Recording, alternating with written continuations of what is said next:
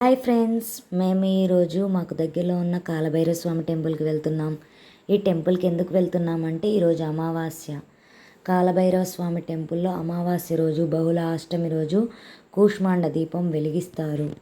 ఈ కూష్మాండ దీపం వెలిగించడం వల్ల ఒక వ్యక్తికి ఉన్నటువంటి దృష్టి దోషం, గ్రహదోషం, నరదోషం, శని దోషం, ఆర్థిక సమస్యలు, నెగిటివ్ ఎనర్జీ ఉన్నా ఎక్కువగా ఉండడం, పిల్లల మాటలు వినకపోవడం లాంటి సమస్యలు ఏమైనా ఉంటే తొలగిపోతాయనేసి చాలా వరకు బహుళ అష్టమి రోజు, అమావాస్య రోజు ఈ కాలభైరవ స్వామి గుడిలో కూష్మాండ దీపం వెలిగిస్తూ ఉంటారు.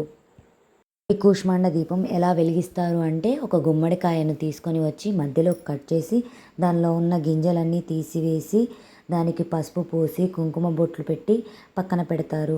ఒక ఇస్తరాకులో కల్లుప్పు, నల్ల నువ్వులు, నవకోటి ధాన్యాలు వేసి దానిలో ఆ గుమ్మడికాయను పెట్టి నువ్వుల నూనెతో దేవుడు మనసులో కాలభైరవ స్వామిని కోరిక కోరుకొని ఆ దీపమును వెలిగిస్తారు.